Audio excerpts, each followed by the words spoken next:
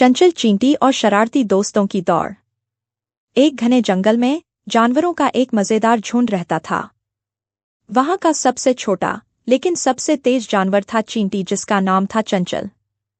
चंचल हमेशा कुछ न कुछ करने में लगी रहती थी।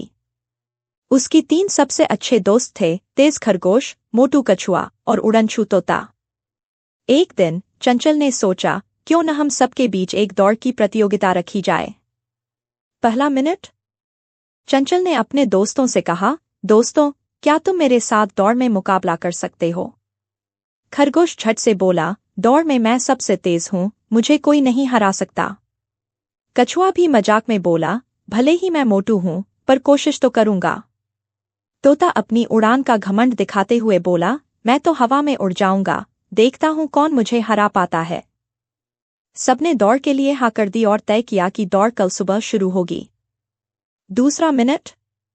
अगले दिन सभी जानवर तैयार हो गए। चंचल ने अपनी छोटी छोटी टांगों से दौड़ने की तैयारी कर ली। दौड़ शुरू हुई और जैसे ही सीटी बजी, खरगोश बिजली की तरह भाग निकला। तोता हवा में उड़कर सबसे आगे था। कछुआ धीरे धीरे अपने भारी शरीर को खींचते हुए चलने लगा। लेकिन चंचल की चाल में कुछ खास था। उसने सोचा, मैं सबकी कमजोरी जानती हूं, यही मेरे काम आएगा। तीसरा मिनट। खरगोश दौड़ते दौड़ते बहुत आगे निकल गया, लेकिन उसे लगा कि कोई उसे टक्कर नहीं दे सकता। वह एक पेड़ के नीचे जाकर आराम करने लगा। मैं सबसे तेज हूं, कोई मुझसे आगे नहीं जाएगा, उसने सोचा और आंखें बंद कर लीं। वहीं तोता तो उड़ता उड़ता इतना आगे चला गया कि रास्ता ही भूल गया। अब वह नीचे उतरकर सोचने लगा कि बाकी सब कहाँ हैं। चौथा मिनट। उधर कछुआ धीरे धीरे चलता रहा, पर वह हिम्मत नहीं हारा।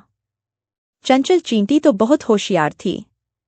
उसने खरगोश को सोते देखा और बिना रुके उसके पास से निकल गई।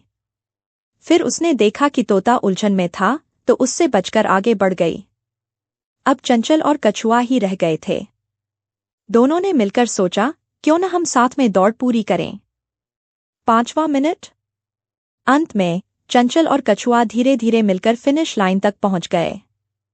खरगोश और तोता जब उठे तो वे देखकर हैरान हो गए कि चंचल और कछुआ पहले से जीत चुके थे।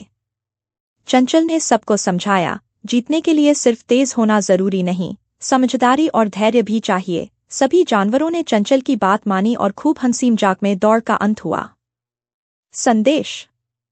जीत का राज सिर्फ गति में नहीं, बल्कि समझदारी और धैर्य में छिपा होता है।